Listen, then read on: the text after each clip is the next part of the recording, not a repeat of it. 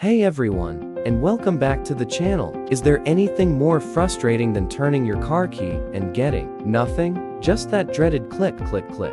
If your car battery keeps dying on you, leaving you stranded and stressed, you've come to the right place. Today, we're not just going to jumpstart your car, we're going to jumpstart your knowledge. I am going to show you the real reasons your car battery keeps failing and how you can diagnose and fix it yourself, saving you a ton of time and money. So, grab your tools, and let's get that car starting reliably every single time.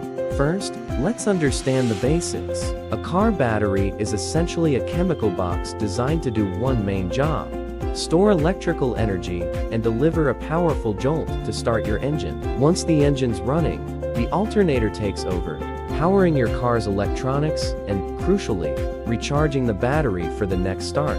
But when this simple cycle breaks down and your battery dies repeatedly, it's almost always for one of 5 common reasons. First up, the most obvious one: an old or weak car battery. Just like the battery in your phone, car batteries degrade over time. Most have a lifespan of about 3 to 5 years. After that, the chemical plates inside lose their ability to hold a full charge. Think of it like an old water bottle that has shrunk. It just can't hold as much liquid as it used to. No matter how much you try to fill it, its capacity is permanently reduced. Reason number 2 is a parasitic drain. This is a sneaky one. It happens when one of your car's components continues to draw power even after you have turned the engine off. It could be something as simple as a glove box light that won't turn off, a trunk light, or a faulty relay. Even aftermarket accessories like stereo systems, alarms, or dash cams can be culprits if they're not wired correctly. This slow, silent drain will suck the life out of a perfectly good car battery overnight. The third reason is a bad alternator. As we mentioned, the alternator is your car's mobile power plant. If it starts to fail, it can't produce enough voltage to run the car's systems and recharge the battery simultaneously. So, while you're driving, you're actually draining the battery instead of charging it. Eventually, the battery runs completely flat, and your car will die, often while you're on the road. Another fault is loose or corroded connections. This is a really common and easy to fix issue. Your battery has 2 terminals, positive and negative, where the main cables connect. If these connections are loose, or if they're covered in a crusty, greenish-white powder that's corrosion, the electricity can't flow properly. A weak connection means a weak charge, and it can prevent your battery from getting the full power it needs from the alternator. And finally, extreme temperatures. Car batteries hate the extremes. Intense summer heat can cause the battery's internal fluids to evaporate, leading to permanent damage and a shortened lifespan. On the flip side, freezing cold weather thickens the engine oil, making it harder to start the engine, and it simultaneously reduces the battery's chemical ability to produce power. A weak car battery that might survive a mild autumn can easily give up the ghost on the first frosty morning. Each one of these culprits can take your car from full power to total silence overnight.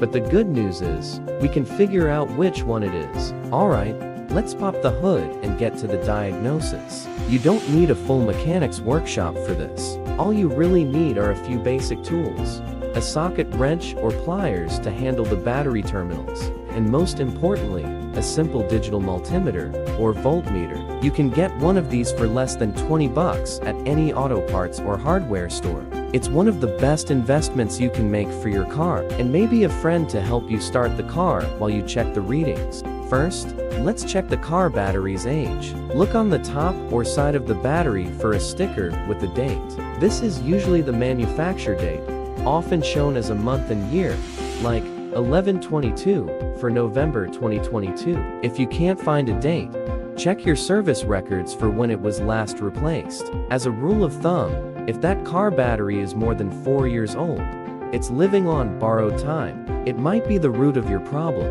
and you should strongly consider replacing it, even if it passes the other tests. Next, let's test the car battery's resting voltage. Make sure your car is completely off, and the key is out of the ignition. Set your multimeter to the DC volt setting, usually marked with a V, and a solid line over a dashed line. Touch the red probe to the positive plus terminal of the car battery and the black probe to the negative terminal. A healthy, fully charged car battery should read 12.6 volts or slightly higher. If you see a reading around 12.4 volts, it's about 75% charged. If it's down at 12.0 volts, it's basically discharged. Anything below 12 volts is a clear sign of a weak or dead car battery that can't hold a charge. Now, let's check the alternator. This is where having a friend comes in handy. Keep the multimeter connected to the car battery and have your friend start the car. As the engine runs, watch the multimeter. The voltage reading should jump up. A healthy alternator will be putting out somewhere between 13.8 and 14.4 volts. This higher voltage is what recharges the car battery. If the voltage stays at the same level as when the car was off, or if it's below 13 volts, your alternator isn't doing its job. It's not charging the car's battery, and that's why you keep running out of juice. Finally, we'll check for a parasitic drain. This test sounds a bit complicated, but stick with me. It's easier than it sounds, and it can save you a fortune in diagnostic bills. First, turn the car completely off, remove the key, and close all the doors to make sure all the interior lights are off. Now, you need to disconnect the negative car battery terminal. Just loosen the nut with your wrench and wiggle the cable off. Now, switch your multimeter to the amps or milliamp setting, usually marked with an A. This part is critical. You're going to place the multimeter in series.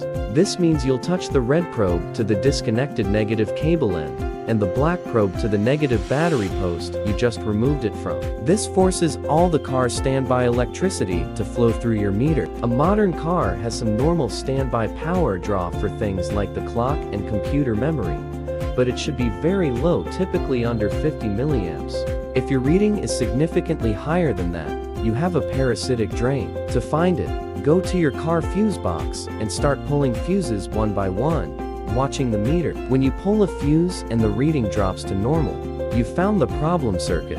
This test sounds complicated, but once you do it once, you'll never forget it. Alright, now that we've diagnosed the issue, let's fix what we've found. If your tests point to a weak car's battery or bad connections, start with the simplest fix. Clean those battery terminals.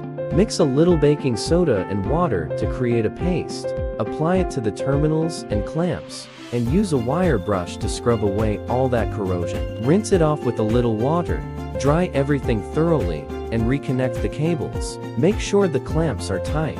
You shouldn't be able to wiggle them by hand. Then, try to recharge the car battery with a dedicated charger or by driving the car for at least 30 minutes. If it still fails a voltage test or is over 4 years old, don't hesitate.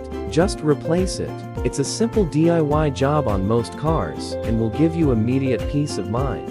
If your alternator test failed, the first thing you should do is visually inspect the alternator belt, also known as the serpentine belt. Look for cracks, fraying, or any signs of wear. Also, check its tension. If the belt is loose, it can slip on the alternator pulley, preventing it from spinning at the right speed. If the belt looks fine, you can have the alternator bench tested at most auto parts stores for free. If it fails that test, or if the voltage output stays below 13 volts with the engine running, it's time to replace the alternator. And if you discovered a parasitic drain, your detective work isn't over yet. Once you've identified the problem circuit by pulling the car's fuse, you need to figure out what's on that circuit. Your owner's manual or a quick online search can tell you what that fuse protects. Common culprits are often aftermarket radios that aren't wired to a switched power source, amplifiers, glove box, or trunk lights with faulty switches, or even a stuck relay. Once you find the component, you can either repair it, replace it, or if it's an accessory you don't need, simply pull the fuse for that circuit until you can get it properly fixed. Remember, sometimes it's not your car battery's fault at all. It's the things around it that are draining its life away. Now, let's talk about prevention. To keep your car's battery from going bust again, you just need to follow a simple checklist of good habits. First, drive your car regularly, at least twice a week for about 20 to 30 minutes. Short, infrequent trips aren't enough to fully recharge the battery. Batteries need to be worked and recharged to stay healthy. Second, Get in the habit of turning off all your accessories' headlights, interior lights, radio, and climate control before you shut off the engine. This reduces the load on the battery for the next startup. Third, make it a point to inspect and clean your battery terminals once a month. Just a quick visual check can help you spot corrosion before it becomes a real problem. Fourth, be proactive about replacement. Don't wait for your car's battery to fail. If it's approaching the 5-year mark, just replace it. It's preventative maintenance that will save you from a major headache down the line. And finally, always keep a set of jumper cables or a portable jump starter in your trunk. It's cheap insurance for that one time when, despite your best efforts, you still find yourself in a tight spot. Your car battery's health really depends on these small habits. If you ignore them, it will eventually let you down, and always at the worst possible time. And there you have it, the complete guide to why your car's battery keeps dying and how to diagnose and fix it for good. From old, worn-out cells and bad connections to parasitic drains and failing alternators, every dead battery has a story. By following these steps, you can read that story and write a happy ending yourself. Don't wait until your car goes from a powerful boom to a pathetic bust. Stay ahead of the problem with these simple checks and smart habits. Thanks for watching. I hope this video helps you keep your car running smoothly and reliably. If you found this guide useful, please give it a thumbs up and consider subscribing to the channel for more practical car care tips. If you have any questions or your own battery horror stories, drop them in the comments below. Stay safe, and we'll see you in the next one.